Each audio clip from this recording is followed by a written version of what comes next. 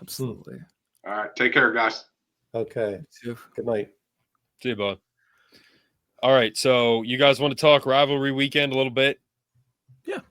Sure. All right. Again, last year literally had like multiple felonies after every game. So this will be another fun weekend. Especially Ohio State, Michigan. That was the game that people were like, holy moly, that's all messed up. That was the game where they took the Michigan flag, planted it on the Ohio State field. Mm-hmm. I mean, it got ugly. Well, they're now tied at the Buckeyes. Their record's like 22-22-6 at the Buckeyes. So that's why it meant something, because the next one in Columbus, if they win, they own them at their field.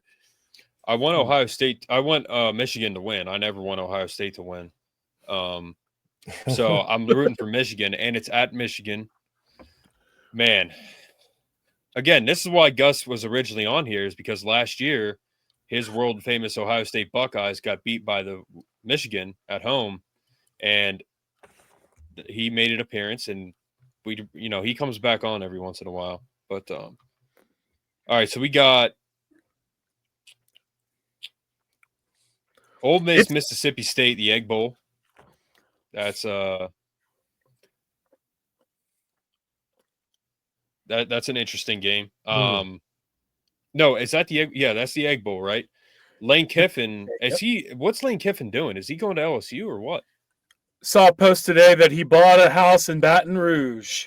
So he's going to LSU. Okay. Yeah, I mean, my thing is he's so distracted, and okay, is he going to be able to focus on this game? I don't know. That's a good question. Mm-hmm. I mean, they have a really good wide receiver at Mississippi State, and he can run like a 4.25 40. He can throw the top off the defense. So, I mean, they're going to compete. It's going to be close. Brian Kelly was fired today without cause, so he's getting his buyout officially. Okay. Nebraska, Iowa. That's not like most of these are rivalries, but Nebraska, Iowa, that should be an interesting game. It's a good matchup. The next big one is Georgia Tech. That's a bitter rivalry. That's going to be a good game, man, because Georgia Tech still doing pretty good, and they're at home against Georgia. Georgia is a very well coached team. So is Georgia Tech, but Kirby Smart's on another level, and they could be upset. I mean, they have been scraping by several times this year. Texas. Well, I'm sorry, not Texas. They lost to Alabama, and then what was the other game that there's been a few games, right, Thomas, where they've barely squeaked by. Yeah. Who's that again? Georgia. Last week. So Georgia earlier on in the season, yes, they were fighting. They barely beat Tennessee, if you remember earlier in the season. But they've caught off fire so much. This game is a litmus test for the ACC. If Georgia Tech can match up with Georgia, then I mean that proves two things. That proves the game at Pitt. How good is Pitt? How good is Notre Dame then? Because Notre Dame beat Pitt. So it's a good litmus gauge for ACC, Notre Dame, and Georgia, if you understand what I'm trying to say. Mm-hmm. So really pay attention to that game. Really pay attention to Gunnar Stockton running the ball. And then the linebackers, Efford, I think his name is, for Georgia Tech. He'll probably be a draft pick in the later rounds. Good linebacker, solid linebacker. But are they attacking or are they catching the tackles? They're catching the tackles. It's going to be a long day for Georgia Tech. But should be a good one. Should be a good, hard-hitting football game. That game, what time is that game? 3:30. 3:30. Oh, man, there's so many good games going on this week. A&M, Texas, another rivalry. Arch Manning might have the game of his life. And these are all on Friday. That's what's crazy. These are all on Friday. Yeah. Yeah, Thomas, give your thoughts on that. I mean, Texas A&M is due for a tight game. They can score at will, but the thing is that Marcel Reed has had the case of the oops a couple of times during the season, Right. and to where they get back into games that they should have put away. Arch Manning and Texas just blew out Florida. They look like they're in prime position to go up against Texas A&M in what could be Texas A&M falling out of the rankings a little bit. Not out of the playoff, just down the slope with this really bad loss. I mean, I don't think Texas is a good football team. I thought their team last year was great. They had really good wide receivers, but you could see how great their wide receivers were because Arch Manning this year has just heavily struggled. But this is the game that Sark has circled, and this is the game that it's going to be a close one too. Yeah, for Texas, it's difference between a good bowl and a so what bowl. Dad, you can hop in whenever you want if you want to say anything. So if Texas beats Texas A&M, will they go to the top 12? I don't believe so.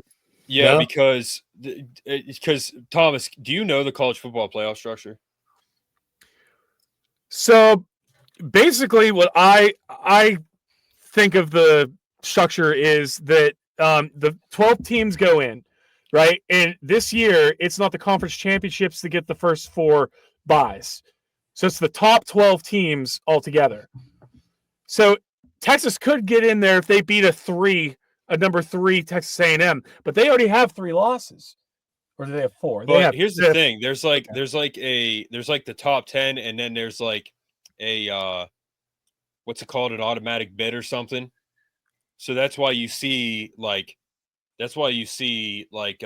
Memphis or a group of 5 bid. So you're gonna see like kind of, it didn't happen last year, but think if SMU won the American last year, they would have been Boise State. Boise State was a group of 5 that came in, and they only had 1 year. They only have 1 loss.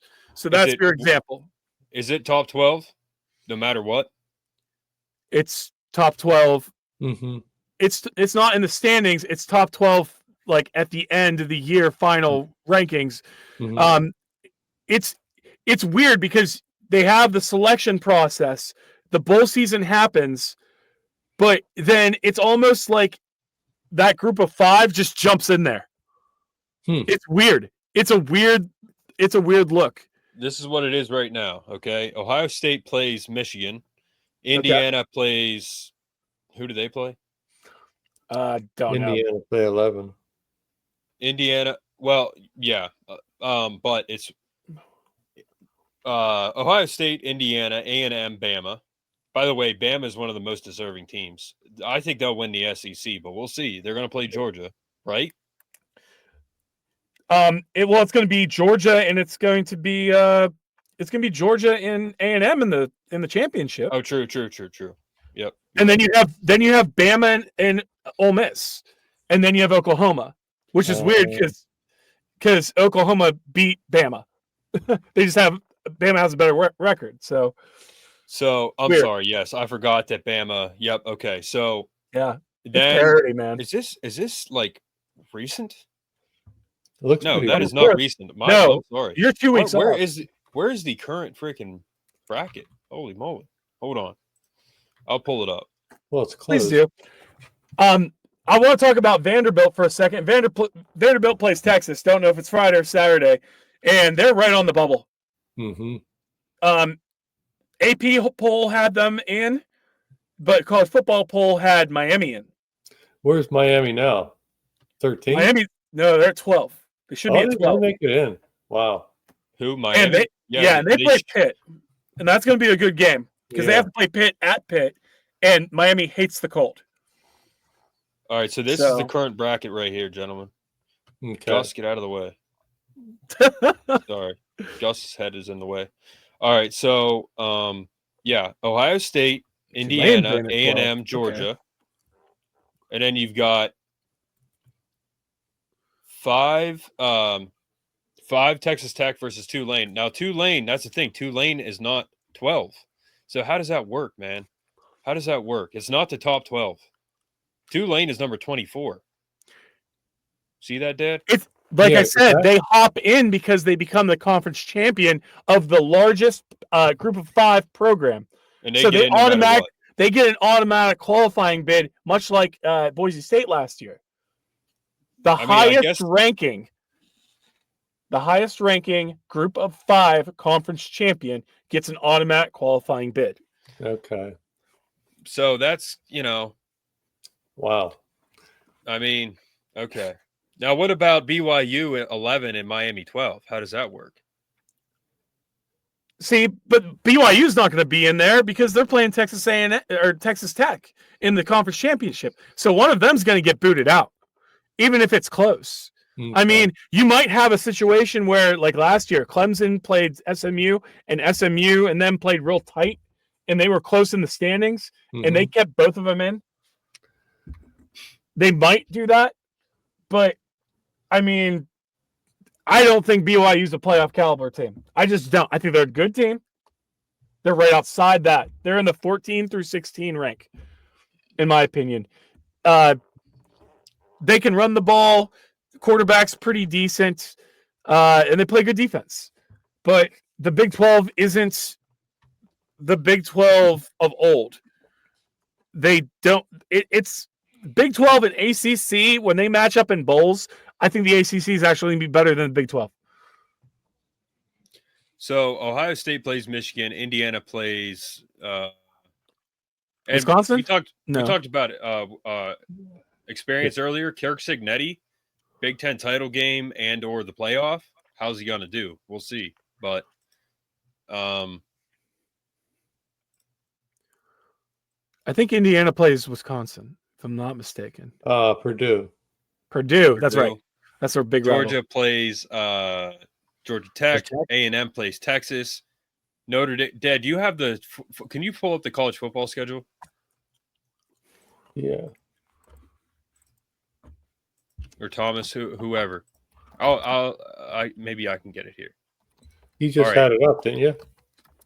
Yes, and I have it back up. Arizona State. That's a wash. Notre Dame plays Stanford. That's a rivalry, right? Yes, it is. But Stanford, this is Frank Reich's last game for them because he was on that 1-year only contract. And who's the guy for him? Andrew Luck is their GM. And they're going to be hiring somebody probably as soon as Sunday. And I just don't see him. I just don't see him doing it. They beat Florida State, but they ain't going to beat Notre Dame. Alabama plays Auburn. UCLA plays USC. Notre Dame plays. Who does Notre Dame play? Notre Dame. Notre Dame. That's right. Stanford. You just said Stanford. I'm sorry. Stanford. Yeah, Notre Dame. That's Stanford. Stanford, and then okay, Texas Tech. Texas Tech. Who's Texas Tech play? We just said it, didn't we? West Virginia. All right. Would that be something if West Virginia could pull that off? Oregon. At West Virginia. Saturday at noon. Is it? Oregon at Washington. Jed Fish at home. We'll see. That might be his last game there. Yeah. Ole Miss, they play the Egg Bowl. You said the game's at Washington? Yes. Oregon State at Washington. They are very good at Washington. Yeah. Yeah, they are. LSU at Oklahoma.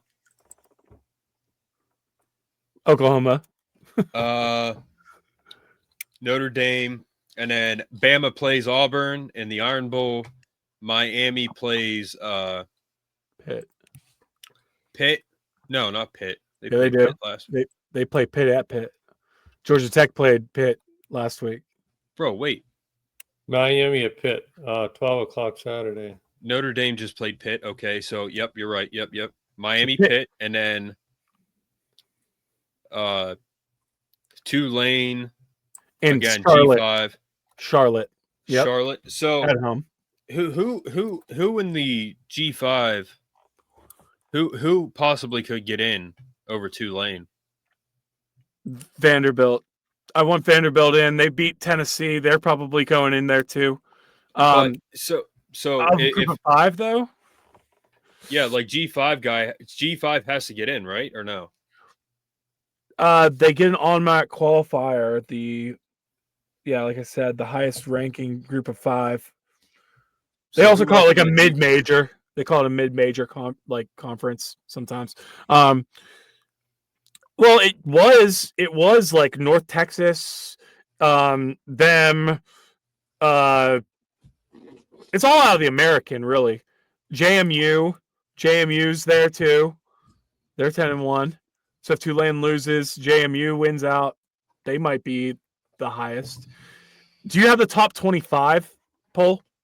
College football poll? Yeah, right here. That's it, right there. Right there? Right. Okay. Yep. Mm-hmm. Where is JMU? JMU is they were 20. Maybe is that up to date? When is this? Yeah, that was College Football 25 bracket challenge. Yeah, I don't see them. Or is it the College Football playoff rankings? Yes, it is. It's the college football playoff top 25. Or we can just look at the American standings. Yeah, JMU. Wait, where is JMU? I thought they were 20. Are they not? They're not on there. Who mentioned they were 20? Yeah, Thomas, where did I see that?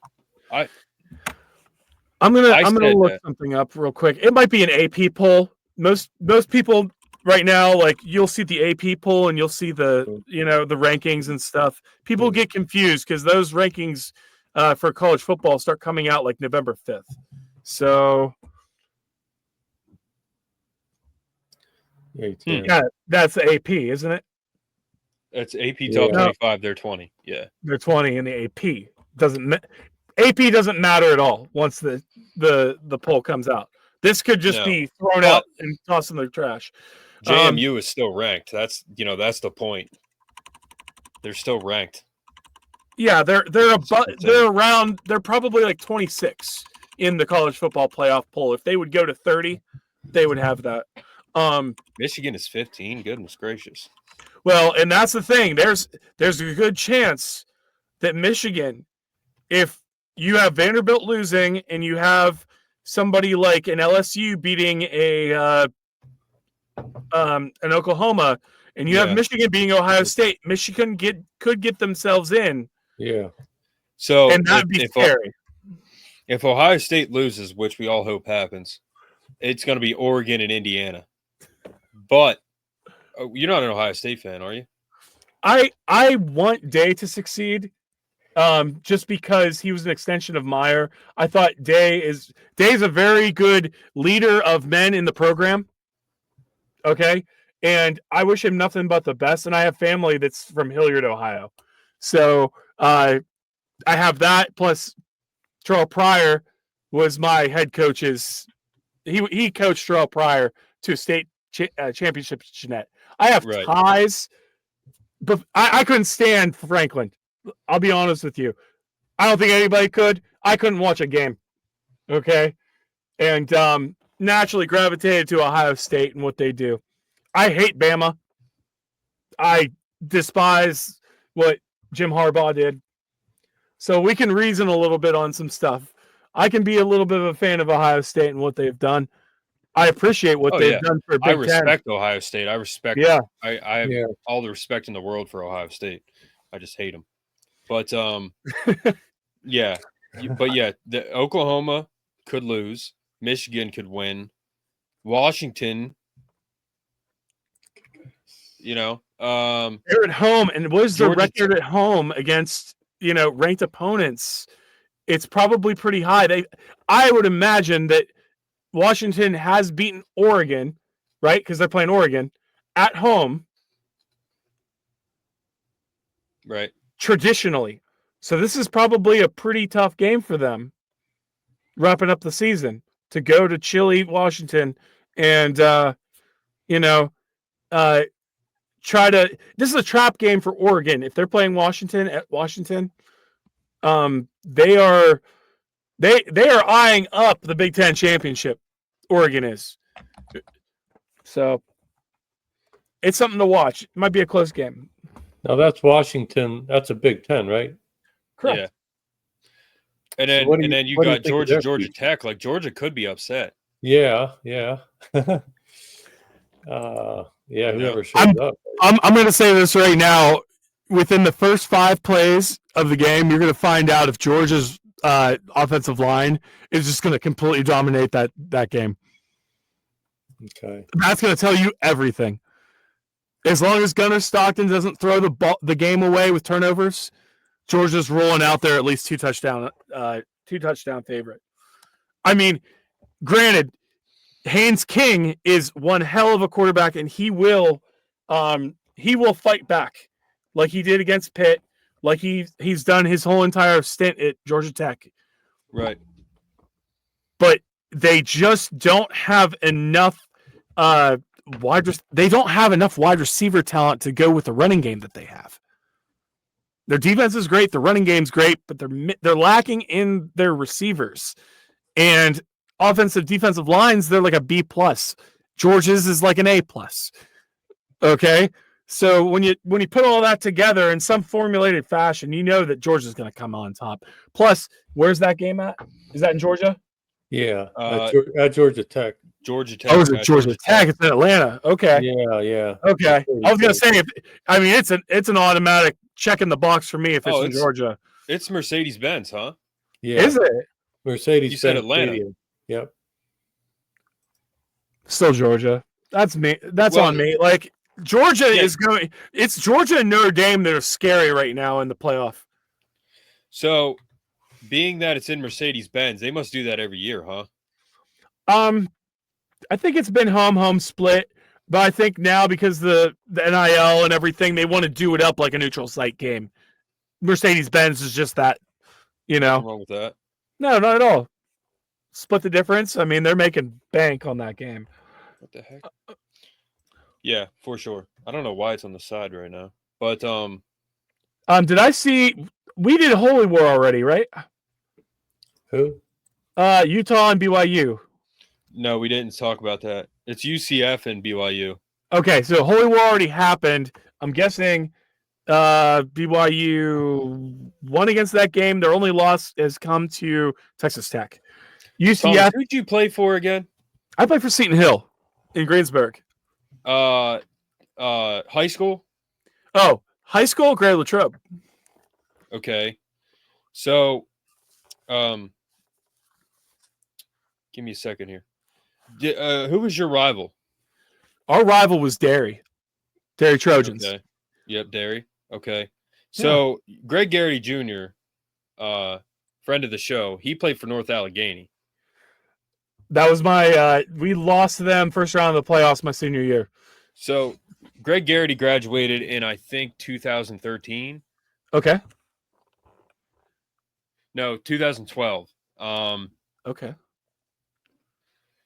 So, he went to Northern Allegheny, but did you play your rival at the end of the year? We played them first game of the season. All right. Always. So, that's what Tyrone Bishop Guilfoyle does here. Okay. You play your rival the first game of the year. We used to play Bellefonte the last game of the year every year. That's the oldest football rivalry in Pennsylvania, Bellefonte and Bald Eagle. Mm-hmm. Okay. Bald Eagle, you would hear of them for wrestling.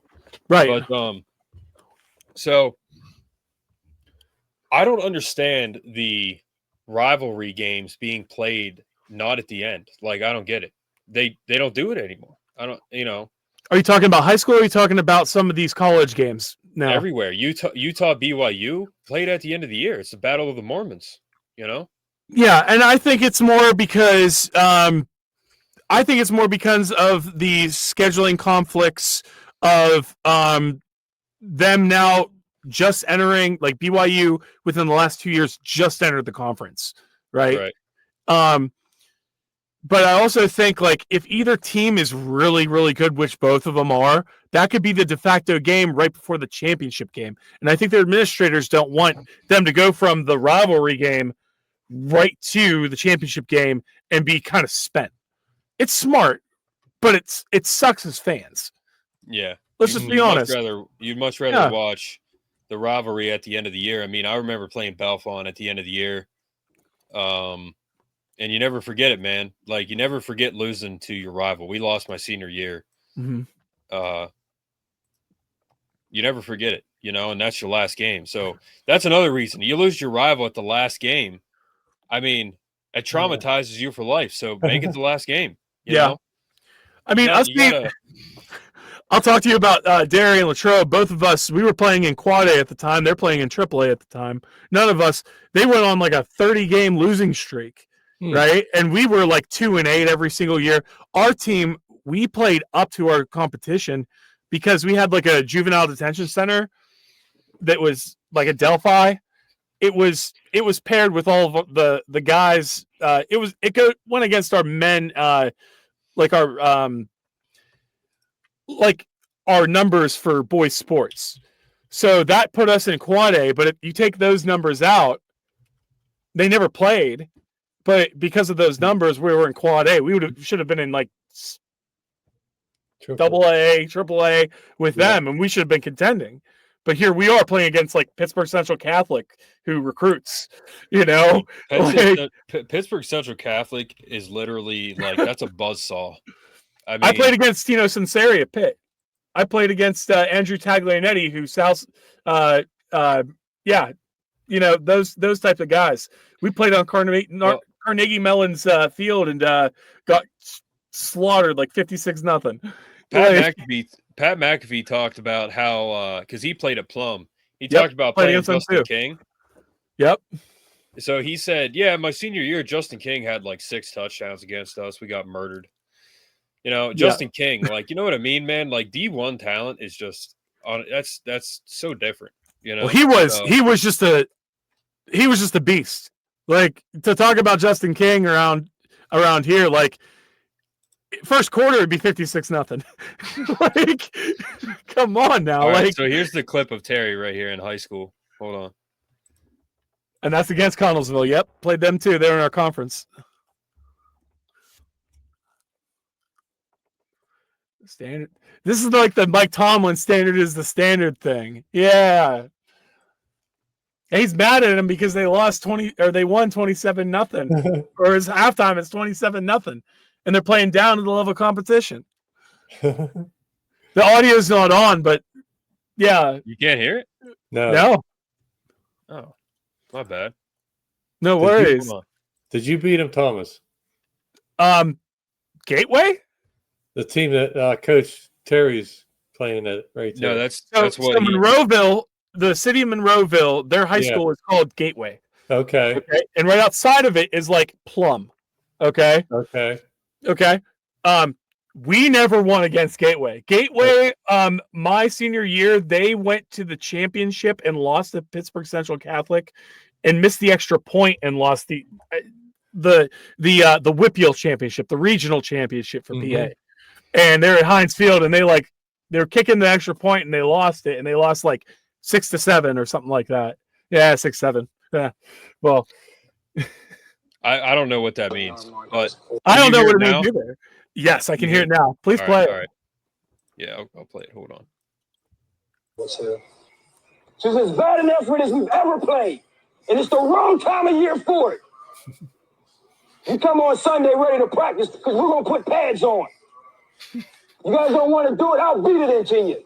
We will run, we will practice, and I'm going to bust your asses on Sunday until you act like you want to be a champion. It's absolutely pathetic to break down and get your asses out of here.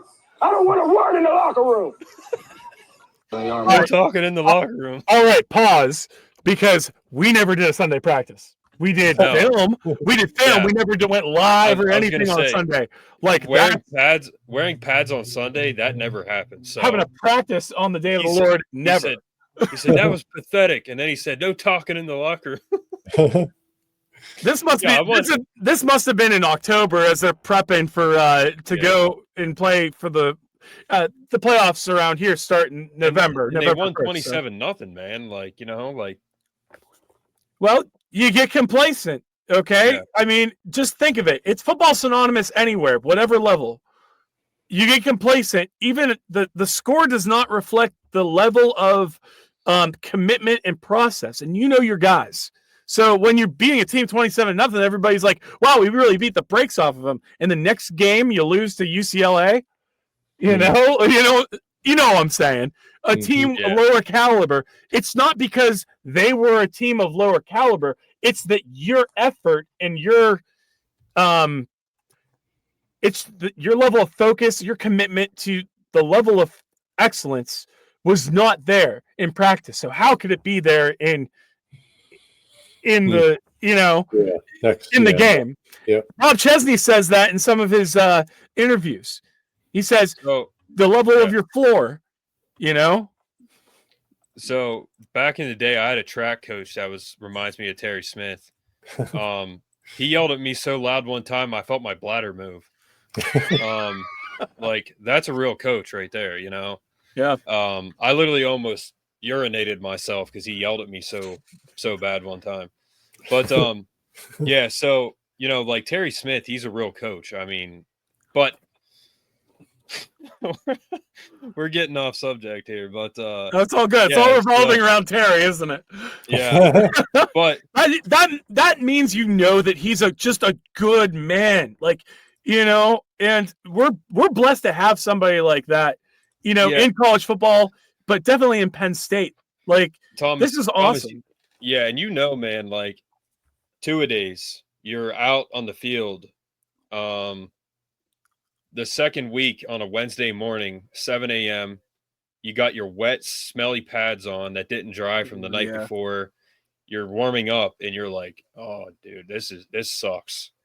You know what it feels like to be in the fourth quarter, and you literally can't move, you can't lift your arms.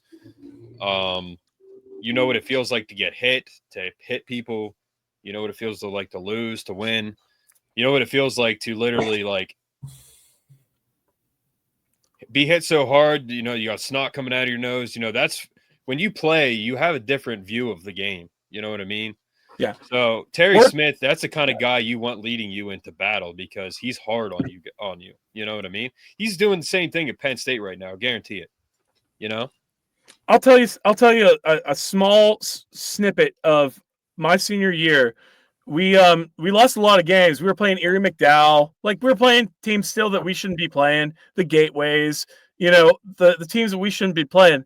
But I will say this about high school. We played a team called Penn Trafford. And Penn Trafford won the state championship here, in like 5 or 6A a couple years back and stuff. And they have a very, very good program. But their program wasn't that great. They were good. They were really good. They produce a lot of good wrestlers. But we had them on an off year, and we haven't beat them for 15 years, since the 90s, right? And what I'm about to say rings true. And it rings true about old coaches and the effect that they have on players and on young talent. Okay? Our head coach, Ray Ritz, from Jeanette, came to Latrobe. And so what happened was we played this team, but we were honoring our old coach, Lou Hart, which was my dad's coach, which was like a long-term, like Joe Paterno type coach that was there. He had Lou Hart had the pregame speech for our team. And he went off, "What's your last name? Was your dad this? I know your dad. This is what he played. This is what he did. This is his accolades. This is what he meant to the team." And do you know what that meant as a pregame speech for that game? Mm-hmm. That set everybody's hair on fire.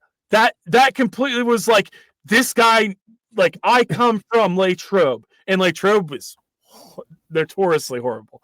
Okay. But for a night on a field that's been used for the Pittsburgh Steelers, right? that was used by the entire school district. Midget football used it, and it was a slosh pit that night. It was just a mud pit. We played the best mud pit football game you ever had. 5 of 6 on 4th down stops. We beat them 12-3, and it was the first time in 15 years, and it's the only time since that we beat Penn Trafford. And it's all because of that coach, right? Mm-hmm. That he was able to really motivate and inspire. And it took a good coach in Ray Ritz to bring that person in and see what kind of belief that could instill in an organization. And Terry Smith's doing that in a way. He's the living embodiment of that blend of generation that can instill that level of motivation. Intensity. Yeah. And they propelled us into the playoffs. It was great. You know a real coach when you see one, man. Ryan Day, Kirby Smart, Nick Saban, Dabo Sweeney. Like, bro, they are real coaches, man. They're not Jim your friend. Harbaugh, They're not your friend. Exactly. They're accountable. They hold that standard. They are the embodiment of that standard. Yeah. They just don't say, "Oh, the standard is the standard, and this is how we do a press conference." Yeah. They don't do that. Yeah. Like they are in the trenches with you. Yeah. Coach Cowher. Yep. Franklin my guy. said, I'm a player's coach. I always have been. These players need to know this about me. I mean, hey, it is what it is, man. You do your thing, but it just doesn't work. It just doesn't work. You can't do it that way. Like, you have to be old school, yelling at your team. Like, what did he say? It's pathetic. No talking in the locker room. I mean, but that had weight to those guys. They knew that they were miles above that competition, which Connellsville's a bunch of farmers, and they've had good years, but notoriously they were in the same boat as us, right? But he knows, like, if you play against bad competition like that, if you play against the Villanovas and the lesser talent, the people that you shouldn't even be on the field with, the Savannah States in Alabama's case, the Eastern Washingtons, and you're Alabama and you're a blue blood, you're going to get tested, and you're not going to be ready for it when those moments count. Dude, I'm telling you, man, like Terry Smith or any big coach, Nick Saban, he didn't care if they were playing New Mexico State. He was going to chew you out. 137 left in the fourth, up 59-0. He was going to chew you out. Like A.J. McCarron, he went in real quick, guys. We're 17 subs away. Arctic just reminded me. Please help us get to 1,000. So if everybody in here just subscribes, we'll get to 1,000 subs. I want to do that before we end tonight. But please, this what's it called? I just want to say something about the subs. If you're bored during or before the the Turkey Bowl, or you want to pull up something, you pull up a short vid and stuff like the show. Like, it's awesome. I'm not getting any money for it. I'm doing it for the love of the game. These guys love Penn State football and are great guys. Mark Sr., I love your content. I love everything that you have to say every single time you're on here. And Mark, man, thank you for every opportunity and platform that we can to talk about this wonderful, crazy, wild search for something better for Penn State. Exciting, man. Today, Chris Gorky, he sent me messages. He sent me text. He said, "You're getting roasted in the chat boards on BWI or something." And I laughed. I'm like, good, it gets me notoriety. But they were in there roasting me about something. I don't know. I'm not in those chat boards. But he said it's because of I had Chesney and it said locked in. The thumbnail, it was a clip. It wasn't even a full episode. It was a clip. And people were like, Mark Lesko podcast said we got it. It's like, dude, if you guys are going by my word, first of all, I don't even think half of you even know who I am. And you're going by my word. Like, it was crazy. But it's just funny that people will say that stuff and just none of you should be listening to anybody right now. The only thing you should be listening to is when the guy's hired, and that's it. Like, we're just talking. Like we're all just talking. We cannot predict the future. Chris Gorky literally knows. What's up, Mr. Bucknuts? Chris Gorky literally knows, like, he knows so many people, and some of you have the gall to say that he doesn't know what he's talking about. It's like, are you kidding me right now? That guy lives, eats, and breathes this stuff. You know what I mean? So I think I'm going to have him on tomorrow morning to talk about the latest news. But some people, they like get mad about what the prediction is. It's like, what do you want him to do? He's just saying what he's told. That's it. You know what I mean? So, but it was just funny. It's exciting. It was, but it gets you notoriety, Thomas. You know, I mean, I showed you guys, we were laughing. Oh yeah. I mean, I think as a commonality, all of us will agree that we're really grateful for Terry and not just the success he has had, but we made a difficult decision. Terry was the right person to bring this team together. Okay. And we're looking forward to what's next. Okay. And we can just throw a bunch of darts on a dartboard, but that's what anybody's doing right now. I mean, even credible sources are doing that because nobody knows.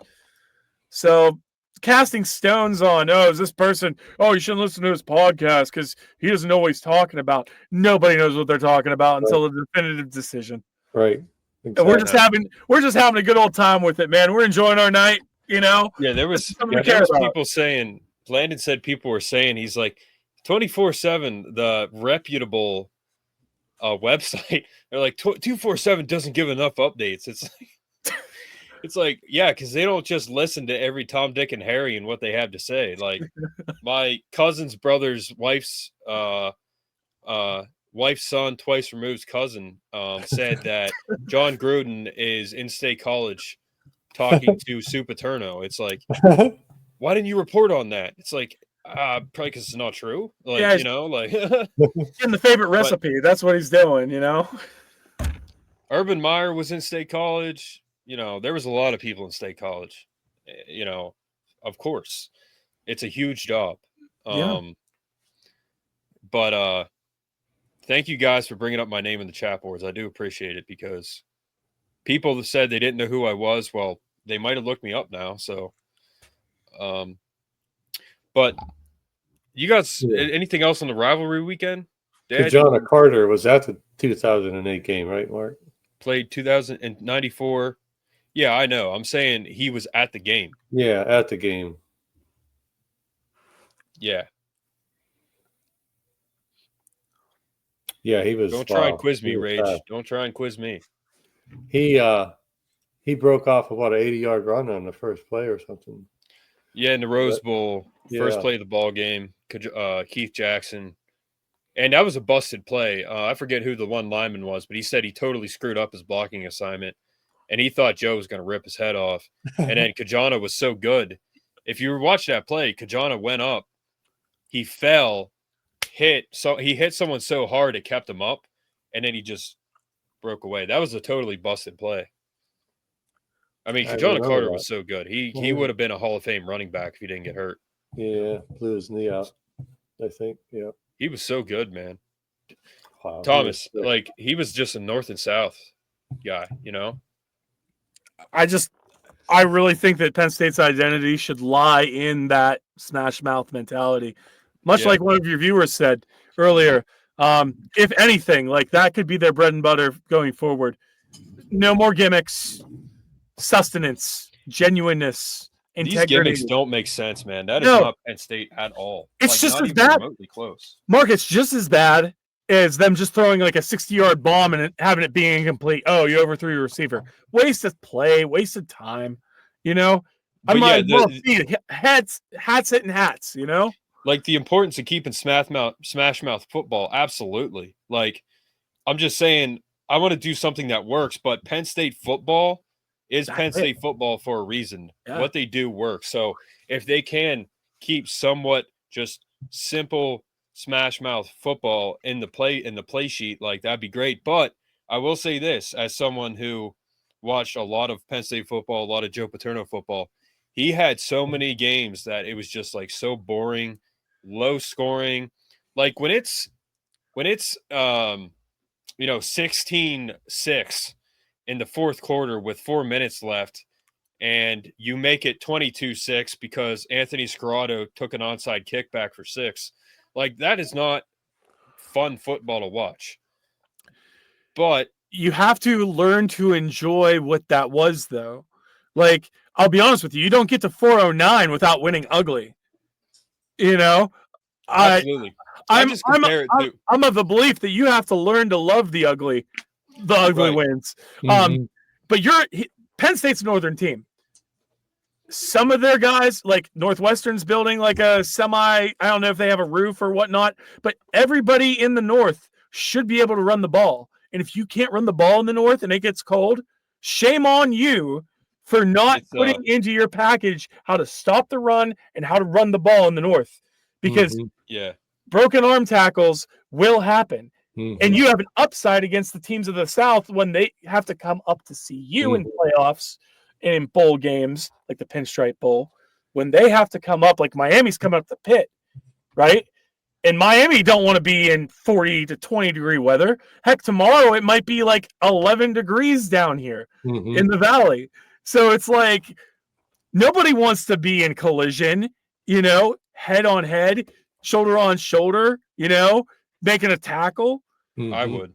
I know we would because we're Northerners. But, I would break my neck to us tomorrow. That's such an advantage. The Letterman despised Franklin. His fragile ego would not tolerate. Yeah, that's one thing. Yeah, dude was an imposter. Sorry, absolutely. Mr. Bucknett said it's snowing in Cleveland. How is the weather in State College? It is 35 degrees. It is cold. It's windy, but it's not snowing. So, Mr. Bucknuts, you're the man. Mark, you've really been blowing up lately. Keep posting on IG Reels and YouTube Shorts. It will expose your content to more people. Thanks, Arctic. Yeah, man. Again, guys, there's 49 of you watching right now. If you just all subscribe, I'll hit 1,000 subs. Please do so. If you haven't yet, please do so because I really want to get to 1,000 tonight. These decommits, they didn't want to play for PSU. They wanted to play for Big Game James, so let them. All right. That's great. Windy outside. Last year, he's actually small game James now. So last year, Michigan OSU game was wild. It was. Carter was a beast. Yes, he was. No more Civil War and backyard brawl. Yeah, see, like, dude, Pitt and West Virginia, for example, they should do that at the end of the year when they both, let's say they both have playoff implications on the line. The backyard brawl should mean at least 12 of their players come out with broken limbs, and then they just ruin their playoff chances. But at least they beat their rival. You know what I mean? Like, so I remember in 2007. I remember in 2007 when they played, and it was like in late September, October timeframe, and that was when West Virginia was number 2, and they beat them 13-7. Or they McAfee missed his extra point field goal, and they upset him and stuff. And I thought it should be pushed back a little bit more than that. I mean, yeah, these rivalry games need to be a little bit later, but they need to be like on the cusp of like Halloween, like right around there. That'd be great. I mean, Dad, do you think VT or Franklin will succeed at VT? Arctic is asking. Yeah, I do think. James Franklin will succeed if they're in Virginia Tech, but it'll be a 10-2 season. It's just like us up here. It's just succeeding, winning over 500. Yes, I think it will succeed, but succeed for me is national championship. That's what succeed. When your head coach when your head coach comes out and says, well, 10-2, a lot of programs would kill for that. It's like, you need to be fired right now. Yeah. That is not Penn State football saying 10-2 is enough. You guys are going to win more games if you've ever won. You're going to make a statue of them down there, but that's it. So his first 2 years of him being down there, he'll be well. Like, he'll do well. He'll propel guys into the NFL, but what's going to happen is it's going to be the same thing as it was here. Mm-hmm. You're going to have guys opting out of bowl games more than ever, to where if it was Joe Pa or anybody else, there might have been significantly less, right? And then what's going to happen off the flip side of that is every single year you're just going to keep weaning down in that like on the field coach presence that Aaron was talking about. And eventually it's going to get to the point where he's going to have some losing seasons. It's going to get pretty bad for him there as well. Yeah, I mean, he had, a 20-year deal for $300 million. So that's really going to pay off well. BT he's going to bankrupt that whole school. I'm concerned about their bank account. That's for sure. They're gonna. The only thing left is going to be that rock on the freaking roof. That's the only thing that's going to be left behind. Because he's got another like 15 or 18 million just for the support staff, and they gave it to him. I don't know what they paid him, but it's too much. Whatever they paid him, whatever they paid him, it's too much. $8.2 million. Yeah, it's all going to go to his. It's all going to go to his helicopter fund.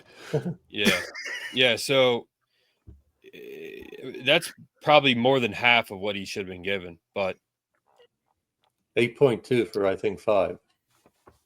Yeah, a lot of people can con their way into. I mean, it is what it is. But good luck, Virginia Tech. I like the school. I respect. I like Virginia Tech. I just don't like your coach. So, but they'll have recruiting like crazy down there too. Mm-hmm. So, do you guys have anything else to say about top 25 playoff? I mean, the games. A lot of games on tomorrow. I'm excited about that. But all eyes on Michigan. Yeah. Maybe it's no game. Yeah, let's hope that Michigan wins. But all right, guys, I think we're good for the night. Thomas?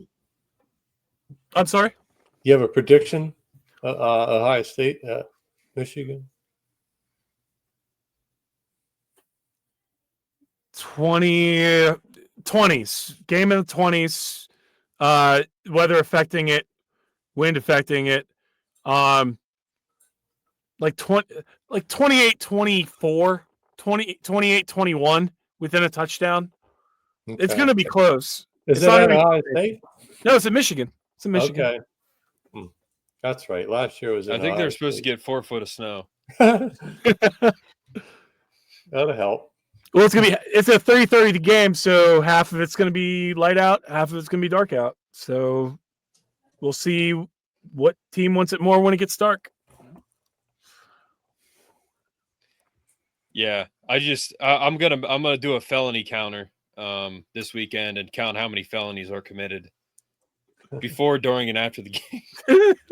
Like last year, they had the Arizona State spear, and they were like trying to rip it out of each other's hands. Like that's so dangerous.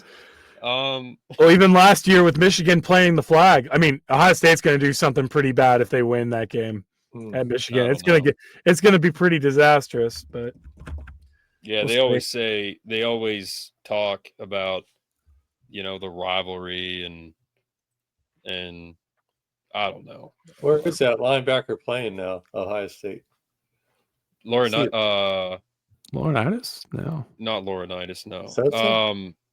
Huh? I thought he was at Pittsburgh. Yeah, Jack Sawyer. Yeah, he's at Pittsburgh. Yeah, he's a perfect fit there. I'll tell you what. One thing about the Steelers, they've always been pretty good at drafting. More often than not, they're good at drafting. They're good at developing guys, but they got the two of the best players from that team on the Steelers right now. Yeah, Will Howard and Jack Sawyer. Jack Sawyer is a Steeler. I mean, that's a Steeler right there. So, but all right, guys, I think that's it for tonight. I'll probably be on tomorrow morning with Chris Gorky. Someone commented earlier. They're like, "Dude, I feel like you were just on here for an hour, like earlier. You're back on here again." He's like, "I can't do that many hours." Well, I can. So I'll be on again tomorrow morning, guys. So